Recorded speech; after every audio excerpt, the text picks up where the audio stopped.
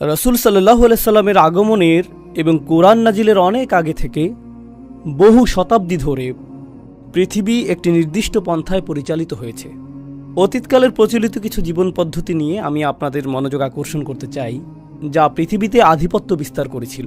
এটা ছিল খ্রিস্টানদের একটা জীবন পদ্ধতি, কিন্তু অন্য সভ্যতাগুলোতেও এর উপস্থিতি পাওয়া যায়। চাইনিজ সভ্যতা, ভারতীয় সভ্যতা, পারস্য সভ্যতা ইত্যাদি। সমাজকে বিন্যস্ত করার জন্য তাদের নির্দিষ্ট পন্থা ছিল। আমি এখানে খ্রিস্টানদের উদাহরণ দিব।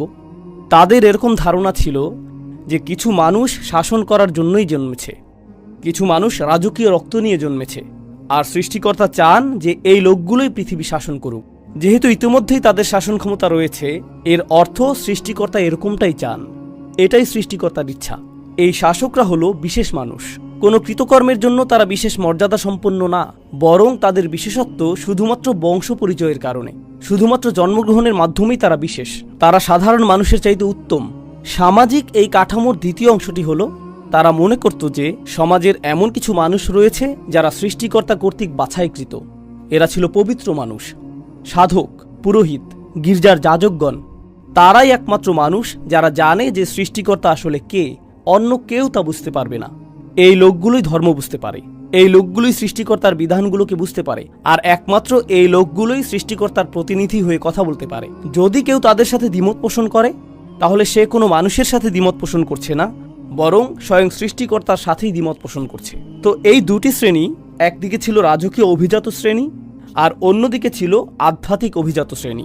আধ্যাত্মিক অভিজাত শ্রেণী আর এই দুটি অভিজাত শ্রেণীর মধ্যে যোগসাজশ ছিল, তাদের মধ্যে অংশীদারিত্বের সম্পর্ক ছিল। ধর্মীয় অভিজাত শ্রেণী তাদের বক্তব্য প্রদান করত এবং মানুষের কাছে প্রচার করত যে রাজার প্রতি অবশ্যই তোমাদেরকে অনুগত হতে হবে, কারণ সৃষ্টিকর্তা এই রাজাকে বাছাই করেছেন। তো তারা বিভিন্ন স্থানে ভ্রমণ করে এটা নিশ্চিত করত যে প্রত্যেকেই যাতে শাসক গোষ্ঠীর প্রতি অনুগত থাকে। আর শাসক গোষ্ঠীও ধর্মযাজকদের কাছে এসে বলতো, আমরা আপনাদের গির্জাগুলোর অর্থায়ন করব, আমরা আপনাদের সুরক্ষা প্রদান করব, আমরা নিশ্চিত করব প্রত্যেকেই যাতে আপনাদের কথা শুনে। কেউ যদি আপনাদের বিরোধিতা করে, আমরা তাদেরকে হত্যা করব। এভাবে আমরা আপনাদেরকে রক্ষা করব, আর আপনারা সকলকে বলবেন যাতে তারা আমাদেরকে অনুসরণ করে। এই বন্দোবস্তটি তারা তৈরি করেছিল। এরপর তৃতীয় আরেক শ্রেণীর মানুষ ছিল। তো সেখানে ছিল রাজনৈতিক বা রাজকীয় অভিজাত শ্রেণী, ছিল ধর্মীয় অভিজাত শ্রেণী। এই দুইটি ছাড়াও সেখানে ছিল অর্থনৈতিক অভিজাত শ্রেণী, যাদের কাছে অর্থ ছিল। ধারণাটি এমন ছিল যে সৃষ্টিকর্তা কিছু মানুষকে অন্যদের তুলনায় অধিক সম্পদ দান করেছেন, আর স্পষ্টতই তিনি যদি তাদেরকে সম্পদের আধিক্য প্রদান করেন, এর অর্থ তিনি তাদেরকে অন্যদের তুলনায় বেশি ভালোবাসেন। তাই তারাই কর্তৃত্বের দাবিদার, তারাই ভূমির মালিকানার দাবিদার, তারাই সকল অর্থের দাবিদার, আর আমরা রয়েছি তাদের সেবা করার জন্য। এটাই আমাদের অবস্থান। তো আপনি এটাকে তৃত্ববাদ বলতে পারেন। সমাজের জন্য এটা একটা অপবিত্র তৃত্ববাদ। সেখানে ছিল শাসক গোষ্ঠী, সেখানে ছিল ধর্মীয় অভিজাত, আর সেখানে ছিল সম্পদশালী অভিজাত, আর বাকিদেরকে বলা হতো সাধারণ মানুষ। আমরা বাকি সকলে সাধারণ মানুষ, তাই না? আর আমাদের কাজ হলো এই লোকগুলোর অবস্থানকে মেনে নেয়া। আমাদের কাজ হলো সমাজে আমাদের নিজেদের ভূমিকাকেও মেনে নেয়া। এই ভূমিকা নিয়েই আমরা এই পৃথিবীতে এসেছি। এভাবেই আপনি জন্মগ্রহণ করেছেন। এটা ছিল খ্রিস্টানদের সমাজ ব্যবস্থার ধরন।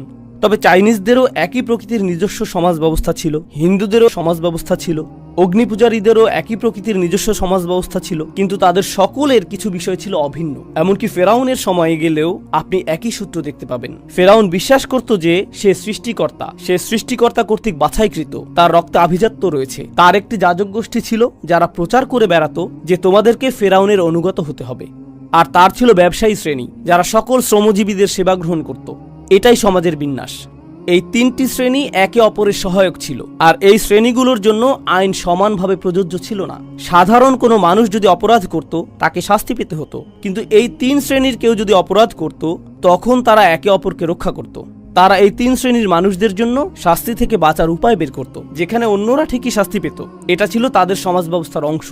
তারা মানুষের কাছে প্রচার করত যে আইন সবার জন্য সমান, কিন্তু তা অবশ্যই তাদের জন্য প্রযোজ্য না যারা আইনের ঊর্ধ্বে। আর এই তিনটি শ্রেণী আইনের ঊর্ধ্বে। এই বিন্যাসটি এমনকি মক্কাতেও তার নিজস্ব ভঙ্গিতে রাসূল সাল্লাল্লাহু আলাইহি সাল্লামের সময়ে বিদ্যমান ছিল। কুরাইশরা মনে করত যে কাবার তত্ত্বাবধানের জন্য তারা বাছাইকৃত। তারা মক্কার রাজকীয় অভিজাত শ্রেণী। আরবে বিভিন্ন ধর্মীয় শ্রেণীর মানুষ ছিল, ছিল বিভিন্ন প্রতিমা, বিভিন্ন বিশ্বাস, আর সকলেই কুরাইশদেরকে সমীহ করে চলত। সকলেই। কুরাইশদের সাথে ঝামেলা করা যাবে না, তারা সুরক্ষিত সম্প্রদায়। সেজন্যই কুরাইশরা যখন ব্যবসার উদ্দেশ্যে ভ্রমণ করত, কেউই তাদেরকে আক্রমণ করত না। কারণ তারা সুরক্ষিত ছিল ধর্মীয় শ্রেণী দ্বারা। আর এমন লোকও ছিল যারা প্রচুর সম্পদের অধিকারী। যখন কোরআন নাজিল হলো, যখন আল্লাহ রসুল সাল্লাল্লাহু আলাইহি সাল্লামের কাছে তার চূড়ান্ত ওহী প্রদান করলেন, এটা একেবারে শুরু থেকেই ছিল একটা বিপ্লব। আল্লাহ আমাদেরকে শিক্ষা দিচ্ছেন যে তিনি ছাড়া আর কারো উপাসনা করা যাবে না। আর তিনি সকল মানুষকে সৃষ্টি করেছেন একজন মাত্র মানব থেকে, আদম আলাইহিস সালাম থেকে, যার অর্থ অভিজাত রক্ত এবং কৃষকের রক্ত, দাসের রক্ত এবং দাসের মালিকের রক্ত, ধনীর রক্ত এবং দরিদ্রের রক্ত, সবগুলোই একমাত্র আদম আলাইহিস সালামের রক্ত। এতে কোনো পার্থক্য নেই। আর যখন তারা আল্লাহর উদ্দেশ্যে নামাজ পড়বে, সেখানে অভিজাতদের জন্য আলাদা কাতার থাকবে না। দ্বিতীয় কাতার ধর্মীয় অভিজাতদের জন্য, তারপর তৃতীয় কাতার অর্থশালী অভিজাতদের জন্য, আর তারপর দরিদ্র মানুষ পেছনের কাতারে থাকবে। এরকমটা হবে না। যখন মুসলিমরা নামাজের জন্য দাঁড়ায়, হামজা রাদিয়াল্লাহু তাআলা আনহুর মতো উচ্চ মর্যাদা সম্পন্ন ব্যক্তিরা যেই কাতারে দাঁড়াবে, সেখানে বিলাল রাদিয়াল্লাহু তাআলা আনহুর মতো দাসেরাও থাকবে। তারা সকলে একই কাতারে দাঁড়াবে। এটা শুধুমাত্র তাত্ত্বিকভাবেই সমতার কথা বলে না, বরং এটা বাস্তবেই প্রতীয়মান। প্রতিটি নামাজে যখন মুসলিমরা একসাথে দাঁড়ায়, এতে প্রদর্শিত হয় যে সকল মানুষ সমান। আপনি সকল ধরনের উপাধি ত্যাগ করেন।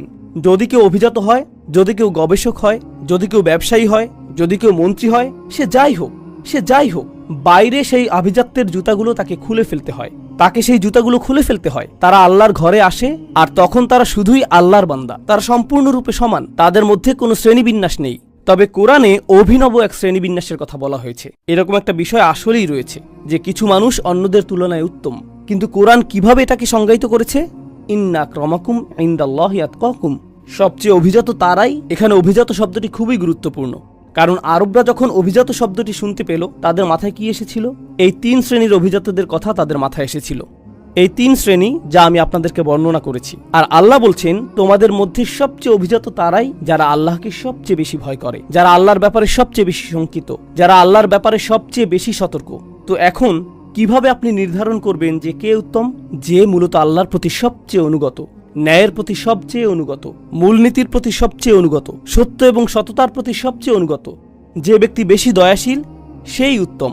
যে ব্যক্তি বেশি সত্যবাদী, সেই উত্তম। যে ব্যক্তি তার পরিবারের অধিকার আদায় করে, সেই উত্তম। এতে কিছু যায় আসে না যে সেই ব্যক্তি কি মিলিয়নিয়ার নাকি বাস্তুহীন। এতে কিছু যায় আসে না যে সে কোন পরিবার থেকে এসেছে।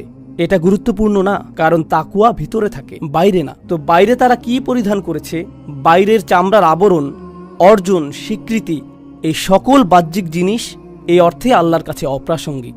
এই সব কিছু আল্লাহর কাছে অপ্রাসঙ্গিক। আর অভিজাত লোকদের ব্যাপারে একটা বিষয় আপনারা জানেন, যে তারা সেবক রাখতে পছন্দ করে। তারা নিজেরা নিজেদের কাজ করতে পছন্দ করে না। কল্পনা করুন, একজন রাজা তুরি বাজালো, আর এক ব্যক্তি পানি নিয়ে আসছে, কেউ ফল নিয়ে আসলো, কেউ আবার পাখা দিয়ে বাতাস করছে। অথবা বাইরে একটা শব্দ শোনা গেল, সে বলল, প্রহরী যাও দেখে আসো। সে নিজে উঠে গিয়ে দেখে আসবে না, সে অন্য কাউকে দেখে আসতে বলবে, তাই না? আল্লাহ কোরআনে কি করেছেন? তিনি এই অভিজাতদের উদ্দেশ্যে কথা বলছেন। প্রসঙ্গক্রমে মক্কি যুগের বেশিরভাগ কোরআনের আয়াত যদি আপনি মনোযোগ দিয়ে পড়েন, কোরআনের প্রাথমিক নাজিলকৃত অংশটি অভিজাতদের উদ্দেশ্যে কথা বলছে। তাদের উদ্দেশ্যেই তিনি বলছেন, বিত্তশালীদের উদ্দেশ্যে বলছেন, প্রভাবশালীদের উদ্দেশ্যে বলছেন। যেমন আল্লাহ বিচার দিবসে বলবেন, তোমার নিরাপত্তা রক্ষীদের কি হলো? তোমার নিরাপত্তা রক্ষীদের কি হলো? তোমার সেবকরা কোথায়? তুমি একা কেন? আর বিচার দিবসে তাকে অপমানিত হতে হবে। আল্লাহ বলবেন, যুক ইন্নাকা আনতাল আজিজুল করিম মা লাকুম মিন দুনিল্লাহি মিন ওয়ালি ওয়ালা নাসির। তাদের কোনো রক্ষাকারী অথবা সাহায্যকারী থাকবে না। যখন রাজা বিপদে পড়ে, সে গির্জার কাছে যায়। যখন গির্জা বিপদে পড়ে, তারা রাজার কাছে যায়। যখন উভয়ই বিপদে পড়ে, তখন তারা যায় বিত্তশালীর কাছে। তারা একে অপরের সহায়তা পায়। বিচার দিবস শুরু হলো, সে বলবে, আমার লোকজন কোথায়? কাকে আমি এখন কল করব? আমার তো কারো কাছে যাওয়ার জায়গা নেই। কোরআন ধ্বংস করেছিল এই শ্রেণীবিন্যাসের স্বীকৃতি। মানবজাতির সকলেই সমান, মানবজাতির সকলেই মর্যাদা পাবার যোগ্য। কেউ নিচু শ্রেণী নিয়ে জন্মায়নি, কেউ কম সম্মানের যোগ্য না কারণ তার অর্থ সীমিত, কেউ বেশি সম্মানের যোগ্য না কারণ তার প্রভাব বেশি। বিষয়টা এরকম না। কারণ সম্মান আসে তাকওয়া থেকে। সম্মান সম্পূর্ণ ভিন্ন স্থান থেকে আসে, সম্পূর্ণ ভিন্ন স্থান থেকে। আর এই ধারণাটিকে চমৎকার মনে হয়, কিন্তু এটা একই সাথে বিপজ্জনক ধারণা। এটা আসলেই বিপজ্জনক ধারণা। কারণ আপনি যদি এই ধারণাটি গ্রহণ করেন, তখন আপনি মানুষকে কিছু করতে বলবেন আর তারা সেটাকে প্রশ্নবিদ্ধ করবে না, এমনটা হবে না। কারণ যদি আমি আপনাকে কিছু করতে বলি, সেক্ষেত্রে আমাকে প্রশ্ন করার অধিকার আপনার রয়েছে। আপনি এটা কোথা থেকে পেয়েছেন? আপনার যুক্তি প্রমাণ কি? হাতু বুরহানাকুম ইন কুনতুম সাদিকিন। আপনার যুক্তি প্রমাণ হাজির করুন কিন্তু আপনি যদি গির্জা অথবা ধর্মীয় অভিজাত সম্প্রদায় হয়ে থাকেন, তখন আপনি আল্লাহর পক্ষ থেকে কথা বলেন। আপনাকে কখনোই প্রশ্ন করা যায় না, কেউ আপনাকে প্রশ্ন করতে পারে না, কারণ আপনাকে প্রশ্ন করা স্বয়ং সৃষ্টিকর্তাকে প্রশ্ন করারই শামিল। প্রশ্ন করলে তো ভাবমূর্তি ধ্বংস হয়ে যাবে। এজন্যই আপনি দেখবেন যে আমাদের ঐতিহ্য, মুসলিম চিন্তাবিদদের ঐতিহ্য অনেক আলাদা। ইহুদি ঐতিহ্য, খ্রিস্টান ঐতিহ্য এবং অন্যান্য ঐতিহ্যের তুলনায় আমাদের চিন্তাবিদদের ঐতিহ্যে ধরুন একজন চিন্তাবিদ কোরআনের একটি তাফসির রচনা করেছেন, অন্য আরেকজন চিন্তাবিদ কোরআনের অন্য আরেকটি তাফসির রচনা করে প্রথম চিন্তাবিদের মতামতের সাথে দ্বিমত পোষণ করেছেন। তিনি এমনটা লিখেছেন, আর এই কারণে আমি তার সাথে দ্বিমত পোষণ করি। তখন কেউ এটা দেখে এই কথা বলে না যে দেখো এটা তো কুফর, কিভাবে সে এই চিন্তাবিদের সাথে দ্বিমত পোষণ করছে। না, এখানে কেউই যাজক না, এখানে কেউই অতি পবিত্র না। ওনারা সকলেই মানুষ যারা সর্বোচ্চ চেষ্টা করেছেন আল্লাহর বাণীকে উপলব্ধি করার। তারা একে অপরের সাথে মতবিরোধ করতে পারেন, বিতর্ক করতে পারেন, আর এটাই আসলে আমাদের ধর্মের শক্তিমাত্রা। ইসলাম আগমনের আগে কৌতূহল জাগ্রতকারী আরেকটা বিষয় ঘটেছিল, আর তা হলো বাইবেল সবার জন্য সহজলভ্য ছিল না। আপনি বাইবেল হাতে নিয়ে পড়া শুরু করতে পারতেন না। আপনাকে যথাযথ কর্তৃপক্ষের কাছে যেতে হতো, তারাই আপনাকে বলবেন যে এটা কি বলছে। তাওরাত এবং বাইবেল গ্রন্থ আকারে মানুষের কাছে ছিল না। তারা কিছু মৌলিক দোয়া এবং প্রার্থনা জানত, কিন্তু লিখিত গ্রন্থটি ছিল গির্জার অধিকারে। লিখিত গ্রন্থটি ইহুদি রাবাইদের অধিকারে ছিল। যখন আল্লাহ আমাদেরকে চূড়ান্ত ওহী প্রদান করলেন, তিনি এটাকে গ্রন্থ আকারে নাজিল করেননি, যাকে গোপন কোনো স্থানে সংরক্ষণ করতে হবে, যাতে বিশেষ কিছু মানুষ শুধু এর নাগাল পায়। কোরআনকে মুখস্থ করা হয়েছিল এবং এটাকে ছড়িয়ে দেওয়া হয়েছিল জিহ্বার দ্বারা। যে কোনো কানই এটা শুনতে পারত। এটা সংরক্ষিত কোনো তথ্য না, প্রত্যেকের জন্য এটা অবারিত। আর শুধুমাত্র এটুকুই একটা বিপ্লব ছিল। শিক্ষা প্রত্যেকেরই নাগালের মধ্যে, আল্লাহর বাণী প্রত্যেকেরই নাগালের মধ্যে। প্রত্যেকেরই আল্লাহর বাণী নিয়ে চিন্তা করা উচিত। এরপর তাদের যেতে হবে এমন ব্যক্তিদের কাছে যারা আরও বেশি জানে এবং শিখতে হবে। এটার অর্থ কি? তাদেরকে হতে হবে অনুসন্ধিৎসু, তাদেরকে হতে হবে চিন্তাশীল, বিশ্বাসী। তারা এজন্য বিশ্বাসী না যে কেউ তাদেরকে বিশ্বাসী হতে বলেছে, তাদেরকে নিজে থেকেই বিশ্বাসী হতে হবে। আলা বাসীরাহ, এটা ছিল তাৎপর্যপূর্ণ একটা বিপ্লব। এটা আসলে ইসলামী বিপ্লব। এটা নিয়েই রাসূল সাল্লাল্লাহু আলাইহি সাল্লাম এসেছিলেন। আমি এগুলো আপনাদেরকে বলছি কারণ আমরা ইতিহাসের নির্দিষ্ট একটি সময়ে বাস করছি। ১৫০০ বছর হয়ে গিয়েছে রাসূল সাল্লাল্লাহু আলাইহি সাল্লামের আগমনের পর, প্রায় ১৫০০ বছর পার হয়ে গিয়েছে। তো এটা দীর্ঘ একটা সময়। তলা আলাইহিমুল আমাদ, এভাবে কোরআন আমাদের পূর্ববর্তীদের বর্ণনা করেছে। তাদের উপর দীর্ঘ সময় পার হয়ে গিয়েছে। সময়ের সাথে সাথে যা ঘটে তা হলো আমরা কিছু জিনিসের কথা ভুলে যাই যা প্রথমে উপস্থিত ছিল। আমরা শুধুমাত্র একটা সংস্কৃতিতে পরিণত হই, ঠিক যেভাবে অন্য সকল ধর্ম সংস্কৃতিতে পরিণত হয়েছে। আমরা মুসলিম পরিবারে জন্মেছি, আমরা মুসলিম সমাজের মাঝে জন্মেছি। সব কিছু ছকবাঁধা নিয়মে চলবে, এতে আমরা অভ্যস্ত হয়ে পড়েছি। আমরা কখনো প্রশ্ন তুলি না, আমরা কখনো অনুসন্ধান করি না। আর আমরা ইসলাম পালন করি কারণ আমাদের পরিবেশ ইসলামিক। দয়া করে মনোযোগ দিয়ে কথাটি শুনুন। আমরা ইসলাম গ্রহণ করেছি কারণ আমরা আমাদের পরিবারে অথবা সমাজে ইসলামিক পরিবেশ পেয়েছি। তো আমাদের ইসলাম ভিতর থেকে আসেনি, এটা এসেছে পরিবেশ থেকে, যা থাকে বাইরে। কিন্তু এখন সময় পরিবর্তিত হয়েছে। যদি আপনি ত্রিনিদাদে বাস করেন, টেক্সাসে বাস করেন, লাহোরে বাস করেন অথবা ঢাকায় বসবাস করেন, কিছু যায় আসে না পৃথিবীর কোথায় আপনি বসবাস করছেন। এখন আপনার পরিবেশ কিন্তু চারপাশের পরিবেশই নয়, এই ডিভাইসের মধ্যেও একটা পরিবেশ রয়েছে, এখানেও একটা পরিবেশ রয়েছে। আপনার সামনে এখন এমনভাবে সবকিছু উন্মুক্ত হয়েছে যা আগে কখনোই হয়নি। মানবজাতির কাছে এর আগে কখনোই এত কিছু উন্মুক্ত হয়নি। তো আপনার পরিবেশ যা আপনাকে নিরাপদ রাখত, আর আপনার বিশ্বাস যা নিয়ে আপনি স্বাচ্ছন্দ্যে থাকতেন, কারণ আপনার চারপাশের সকলে তাই বিশ্বাস করে যা আপনি বিশ্বাস করেন, সেটা এখন আর থাকছে না। সেটা এখন হুমকির সম্মুখীন, সেটা প্রশ্নের সম্মুখীন, সেটা সন্দেহ সংশয়ের সম্মুখীন। এখন আপনার সামনে দুটি রাস্তা খোলা রয়েছে। যদি আপনি ঈমান রক্ষা করতে চান, আপনার ঈমান রক্ষা করার জন্য দুটি রাস্তা খোলা রয়েছে। আমি ইন্টারনেট বন্ধ করে দিব, আমি পৃথিবীর সাথে যোগাযোগ বন্ধ করে দিব, আমি কারোর সাথে কথা বলবো না। আমি শুধু অল্প কিছু মানুষের মাঝে থাকতে চাই যা আমার ঈমানকে রক্ষা করবে। আর সবকিছুই ফিতনা, অন্য সবকিছুই কুফর, অন্য সবকিছুই আমাকে ধ্বংস করে দিবে। প্রসঙ্গক্রমে কয়েকশো বছর আগে গির্জাগুলো মানুষকে বলতো যে জ্ঞান অর্জন করবে না, প্রশ্ন করবে না, অনুসন্ধানী হবে না, কারণ যদি তুমি বাইরের কোনো কিছু শিখো এটা তোমার বিশ্বাসকে ধ্বংস করে দিবে, এটা তোমার বিশ্বাসকে ধ্বংস করে দিবে। গির্জাগুলো মানুষকে এটাই বলতো। সেজন্যই তারা বই পুড়িয়ে ফেলতো, কারণ তারা চাইতো না যে মানুষ জ্ঞান অর্জন করুক। কারণ মানুষ যদি জ্ঞান অর্জন করে, তারা খ্রিস্টবাদকে প্রশ্নবিদ্ধ করা শুরু করবে। আমরা এটা হতে দিব না, এটা আমাদের গোটা পদ্ধতিকেই ধ্বংস করে দিবে। তো আমাদের সমাধানও যদি হয় যে আমরা কিছু শিখব না, ঈমান রক্ষার জন্য আমরা লুকিয়ে থাকব, তাহলে আমরা ভুলে যাচ্ছি যে আমরা আসলে কারা। আল্লাহ আমাদেরকে এই ধর্ম এই জন্য দেননি যে আমরা পরিবেশ থেকে লুকিয়ে থাকব। আল্লাহ আমাদেরকে এই ধর্ম দিয়েছেন পরিবেশকে পরিবর্তন করার জন্য। এজন্যই আসলে তিনি এই ধর্ম প্রদান করেছেন। এই ধর্ম ফিতনা থেকে পালিয়ে যায় না, বরং ফিতনাকে নির্মূল করে দেয়। এই ধর্মটির ভূমিকা এটাই। এজন্যই আল্লাহ এটাকে বলেছেন আমাদের পিতা ইব্রাহিম আলাইহিসসালামের মিল্লাত, দিন বা ধর্ম। ইব্রাহিম আলাইহিসসালামের চারপাশ শিরকে পরিপূর্ণ ছিল, আর তিনি প্রতিনিয়ত এটাকে প্রশ্নবিদ্ধ করেছিলেন। তিনি প্রতিনিয়ত প্রশ্ন করেছিলেন আর এটাকে চ্যালেঞ্জ করেছিলেন। আমরা ইব্রাহিম আলাইহিসসালামের ধর্মকে ধারণ করতে পারবো না যদি আমাদের অভ্যন্তরে এমন কিছু না থাকে যা আমাদের ঈমানকে পরিচালিত করে। আমার সাথে সাথে শুধু এই বিষয়টি চিন্তা করুন, সেই মানুষেরা যারা সর্বপ্রথম কোরআন শুনেছিল, আমরা এই বিষয়ে সাধারণত চিন্তা করি না যে যখন কোরআন নাজিল হচ্ছিল, অধিকাংশ মানুষ যারা কোরআন শ্রবণ করেছে তারা মুসলিম ছিল না। যখন কোরআন প্রথমে নাজিল হচ্ছিল আর রাসূল সাল্লাল্লাহু আলাইহি সাল্লাম আয়াত তেলাওয়াত করছিলেন, বেশিরভাগ কান যেগুলোতে কোরআন প্রবেশ করছিল সেগুলো মুসলিমদের কান ছিল না। এর আগে তারা কয়েকশো বছর ধরে অমুসলিম থেকেছে। কোরআনের প্রতিটি আয়াত তাদের সংস্কৃতিকে প্রশ্নবিদ্ধ করেছে, এটা তাদের পরিবার প্রথাকে প্রশ্নবিদ্ধ করেছে, এটা তাদের পরিবেশকে প্রশ্নবিদ্ধ করেছে, এটা তাদের জীবন পদ্ধতিকে প্রশ্নবিদ্ধ করেছে, এটা সব কিছুকে প্রশ্নবিদ্ধ করেছে। কেন তারা পরিবার ত্যাগ করবে, সংস্কৃতি ত্যাগ করবে, স্বাধীনতা ত্যাগ করবে, সব কিছু ত্যাগ করে এই বাণী কেন গ্রহণ করবে? এটা আসলে কি? আল্লাহর বাণীটিতে শক্তিশালী কিছু ব্যাপার রয়েছে। আল্লাহর বাণীতে অতি প্রাকৃতিক অলৌকিক কিছু ব্যাপার রয়েছে।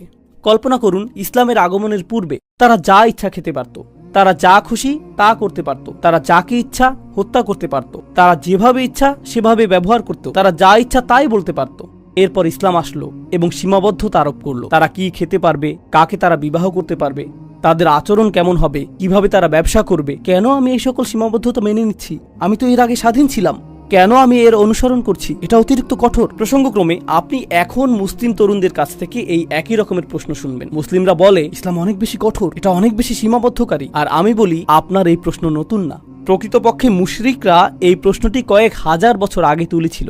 1500 বছর আগে যখন কোরআন প্রথম নাজিল হয়, কেন আমি ধর্মটি গ্রহণ করব যা আমার উপর সীমাবদ্ধতা চাপিয়ে দেয়, যেখানে আমি এটা ছাড়া মুক্ত থাকতে পারি? শিরক অনেক বেশি সহজ, মুশরিক হওয়াটা অনেক বেশি উদারপন্থী, যেখানে ইসলাম অনেক বেশি রক্ষণশীল, তাই না? প্রশ্ন হলো কেন তারা এটা গ্রহণ করলেন? তারা শুধু এটা গ্রহণই করলেন না, বরং এর জন্য জীবন দিতেও প্রস্তুত ছিলেন। তাদেরকে নির্যাতন করা হয়েছিল, প্রহার করা হয়েছিল, কিন্তু তাদেরকে ইসলাম মুক্ত করা যায়নি। তাদেরকে দ্বিখণ্ডিত করে ফেলা হয়েছিল, কিন্তু তারা লা ইলাহা ইল্লাল্লাহ ত্যাগ করেনি। কি ঘটে যাচ্ছে এখানে? এমনকি তাদের পরিবার তাদের কাছে এসে বলেছে, আমরা তোমাকে ভালোবাসতাম, তোমার প্রতি আমাদের আশা ভরসা ছিল, কেন তুমি এরকম হয়ে গিয়েছো? তোমার ভেতরে কোন জিনিসটা পরিবর্তিত হয়ে গিয়েছে? কোনো একটা জ্ঞান তাদের কাছে এসেছিল, যার দ্বারা তারা বাইরের মিথ্যাগুলোকে দেখতে পারছিলেন। এরপর এখন তারা সত্যের প্রতি দৃঢ় প্রতিজ্ঞ। এটা শুধু তখনই ঘটবে যখন কারো ভিতরে বাসীরহ থাকবে। তারা নিজেরাই দেখতে পারে যে এটা আল্লাহর বাণী, তারা নিজেরাই অনুভব করতে পারে যে এটা আল্লাহর বাণী। পৃথিবীতে অনেক মুসলিম রয়েছে, কোটি কোটি মুসলিম রয়েছে সারা পৃথিবী জুড়ে। যদি আমাদের বেশিরভাগ মানুষই শুধুমাত্র এজন্যই মুসলিম হই কারণ আমাদের পিতামাতা মুসলিম, কারণ আমাদের আশেপাশের পরিবেশ মুসলিম, তাহলে আমাদের ইসলাম সংকটের মধ্যে আছে। আমাদের ইসলাম সংকটের মধ্যে রয়েছে কারণ আশেপাশের পরিবেশ পরিবর্তিত হচ্ছে। আর যখন আশেপাশের পরিবেশ পরিবর্তিত হয়ে যাবে, তখন ইসলামও পরিবর্তিত হয়ে যাবে। যেই জিনিসটি আমাদের ইসলামকে অব্যাহত রাখবে, আশেপাশের পরিবেশ পরিবর্তিত হোক বা না হোক, কোনো কিছু এটাকে প্রভাবিত করবে না যদি ইসলাম ভেতর থেকে আসে, বাইরে থেকে না। এটা ভিতর থেকে আসতে হবে। আমি আমেরিকায় থাকি, কখনো কখনো তরুণ ছেলেরা এসে আমাকে বলে, উস্তাদ, আমেরিকায় মুসলিম হিসাবে বসবাস করা আসলেই কঠিন। আর আমি বলি, আমার জীবনে এর চেয়ে অদ্ভুত কথা আর শুনিনি। আমেরিকায় মুসলিম হিসাবে বসবাস করা খুবই কঠিন।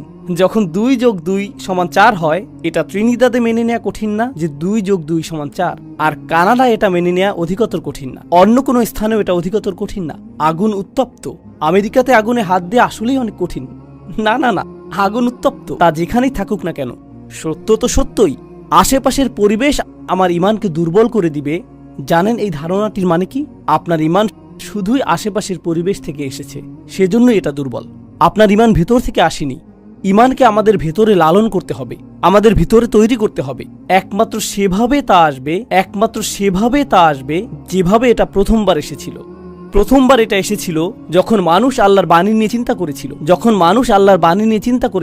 রাসূলুল্লাহ সাল্লাল্লাহু আলাইহি ওয়াসাল্লাম কোরআনের আয়াত তেলাওয়াত করেছিলেন। মানুষ চিন্তা করেছিল যে এই কথাগুলো আসলে কি, তিনি কি বলছেন। আর যত বেশি তারা এটা নিয়ে চিন্তা করেছিলেন, পৃথিবীকে তত নতুনভাবে আবিষ্কার করেছিলেন।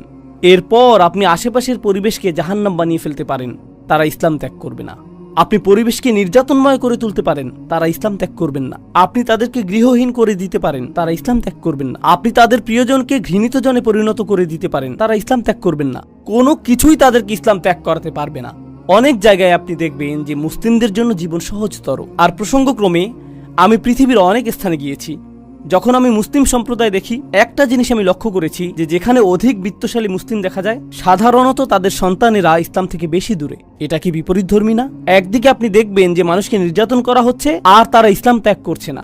অন্যদিকে এমন মানুষ রয়েছে যাদের জীবন আরামদায়ক, তাদের আছে প্লেস্টেশন 5 বা তার চেয়েও আপগ্রেড। জীবন আরামদায়ক, তাদের কাছে আছে latest iPhone, high speed internet, গ্যারেজে কয়েকটা গাড়ি। জীবন আরামদায়ক। আর হঠাৎ করে ইসলামের ব্যাপারে আমার সন্দেহ তৈরি হয়েছে। কি ঘটে গেল? জানেন কি ঘটেছে? মানসিকতাটা হলো প্রয়োজনীয় সবকিছুই আমার রয়েছে। আমার টাকা আছে, আমার বিনোদন আছে, আমার স্বাস্থ্য আছে, আমার নিরাপত্তা আছে। তাহলে সৃষ্টিকর্তার দরকার কি? ধর্মের কি দরকার? ইতিমধ্যেই আমার সবকিছু রয়েছে, আমার এগুলো দরকার নেই। জানেন নিরাপত্তার এই অনুভূতি কোথা থেকে আসে? এটা আসে আশেপাশের পরিবেশ থেকে। এটা পরিবেশ থেকে আসে। তো এই অবস্থায় মানুষ ঈমান হারাচ্ছে, অথবা মানুষ ভাবছে একমাত্র যে উপায়ে তাদের ঈমান রক্ষা পাবে তা হলো অনুকূল পরিবেশ পেলে। চলো এই নষ্ট আমেরিকা থেকে দূরে চলে যাই, আসো কোনো একটা মুসলিম দেশে চলে যাই, যাতে আমরা নিরাপদ পরিবেশে থাকতে পারি। এই চিন্তা পদ্ধতিটা কোরআনের মূলনীতির বিপরীতে চলে যায়। আমাদের ধর্ম মানুষকে নিরাপদ পরিবেশে যেতে উৎসাহিত করে না। আমাদের ধর্ম মানুষকে নতুন পরিবেশ তৈরি করতে উৎসাহিত করে। নতুন পরিবেশ তৈরি করা। সাহাবাগণ তাদের জন্মভূমি ত্যাগ করেছিলেন, তারা মক্কা এবং মদিনার পুণ্যভূমি ত্যাগ করেছিলেন, তারা সেই পুণ্যভূমি ত্যাগ করেছিলেন। এরপর কেউ চলে গেলেন ভারতে, কেউ চলে গেলেন চীনে। কেন? তাদের তো নিরাপদ পরিবেশে থাকা উচিত ছিল। কেন তারা এত দূরে চলে গেলেন? কোন কারণে? এটাই আমাদের ধর্মের মূল নির্যাস। যখন আমরা সেই নির্যাসের কথা ভুলে যাই, তখন কোনো সন্দেহ নেই আমার মনে, আল্লাহ তাআলা ভালো জানেন, আমার মনে এই বিষয়ে কোনো সন্দেহ নেই যে আমরা যদি এই ধর্মকে না ধরে থাকি অন্তর্নিহিত কারণে, গভীর আভ্যন্তরীণ কারণে, তাহলে আল্লাহ এই উম্মাহকে অন্য কারো দ্বারা প্রতিস্থাপিত করে দিবেন, যারা হবে আমাদের চেয়ে উত্তম। ইন তাতাওয়াল্লাউ ইস্তাবদিল কওমান গায়রাকুম সুম্মা লা ইয়াকুনু আমসালাকুম। তোমরা যদি মুখ ফিরিয়ে নাও, তিনি তোমাদের স্থলে অন্যদেরকে প্রতিস্থাপিত করে দিবেন, আর তারা তোমাদের মতো হবে না। আল্লাহ আমাদের প্রতিস্থাপিত হওয়া থেকে রক্ষা করুন। তিনি আমাদেরকে তেমন মানুষে পরিণত করুন যারা আন্তরিকভাবেই আল্লাহর বাণীকে গভীরভাবে আত্মস্থ করে।